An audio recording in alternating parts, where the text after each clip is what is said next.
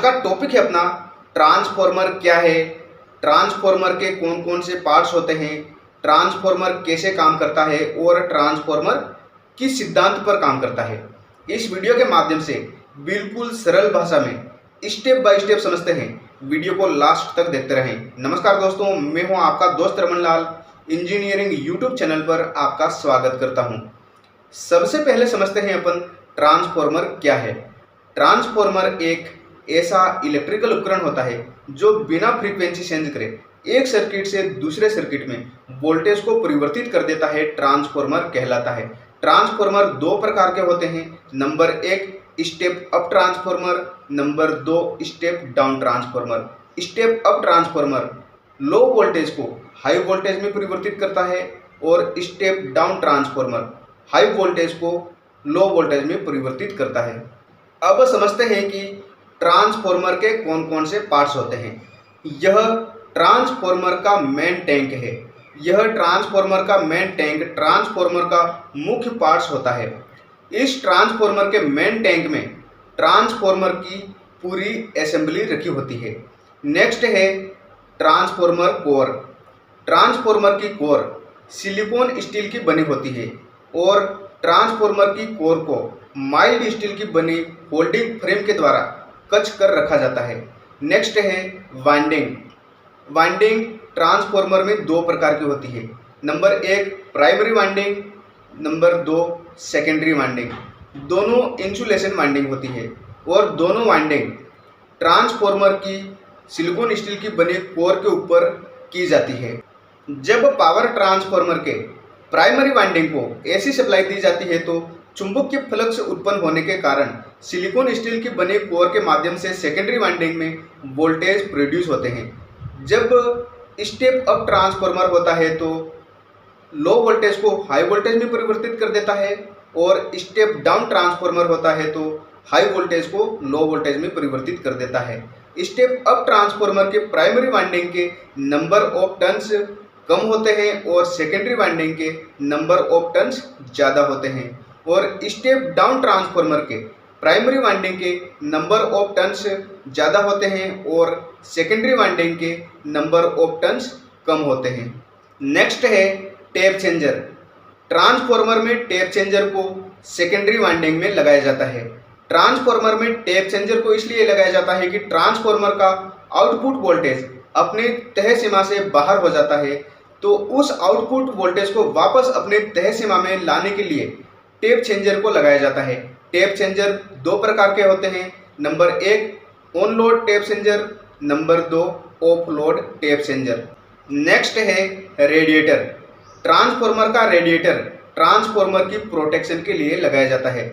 जब ट्रांसफॉर्मर का ऑयल गर्म होकर ऊपर उठता है तब ट्रांसफॉर्मर का ऑयल ट्रांसफॉर्मर के रेडिएटर में चला जाता है और ट्रांसफॉर्मर के रेडिएटर में घूमकर ट्रांसफॉर्मर का ऑयल ठंडा हो जाता है और ठंडा होने के बाद वापस ट्रांसफॉर्मर के रेडिएटर से ट्रांसफॉर्मर के मेन टैंक में आ जाता है।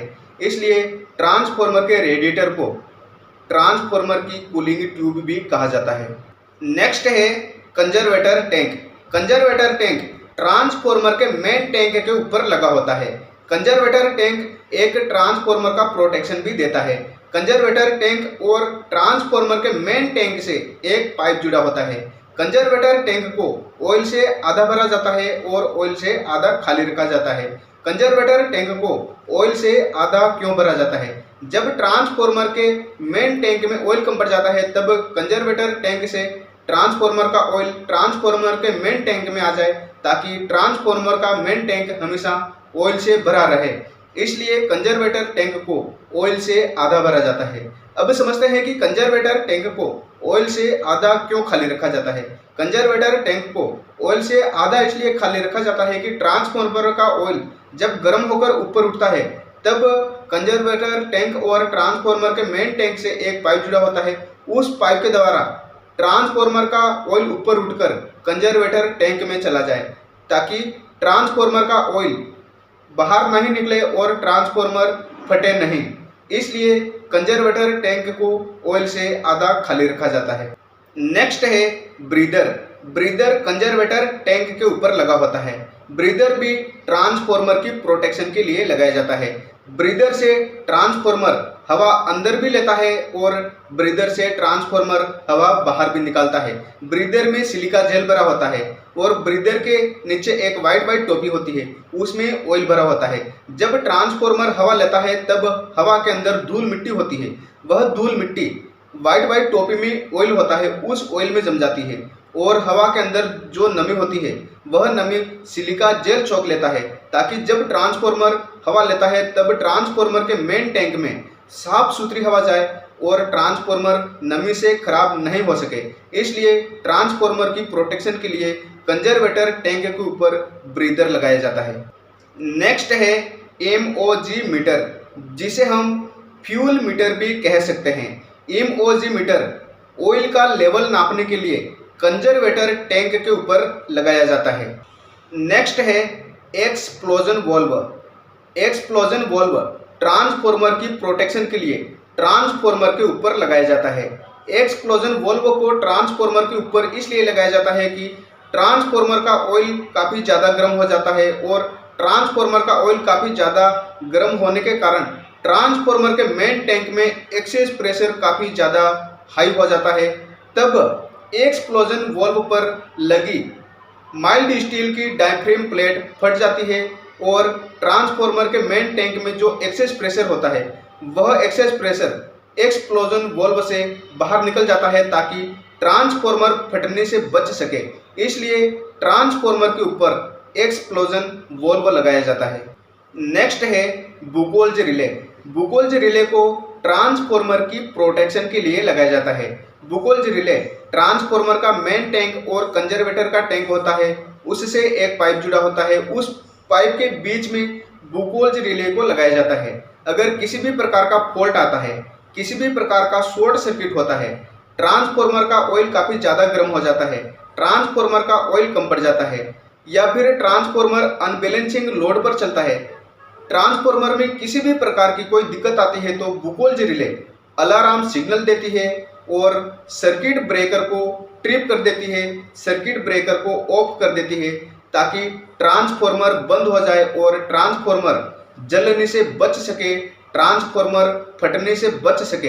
इसलिए बुकोल्ज रिले को ट्रांसफॉर्मर की प्रोटेक्शन के लिए लगाया जाता है। नेक्स्ट है bushing and terminal. Bushing ceramic material की बनी होती है।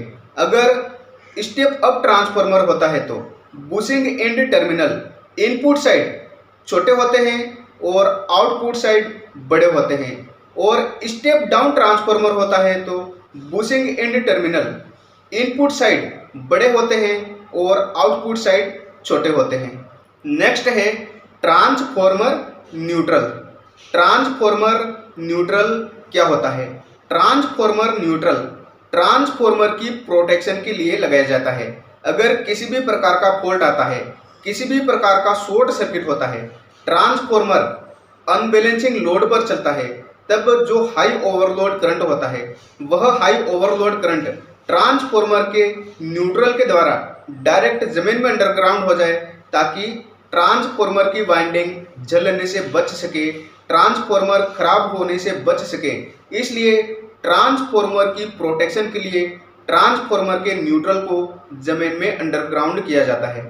नेक्स्ट है अर्थिंग। अर्थिंग क्या होती है?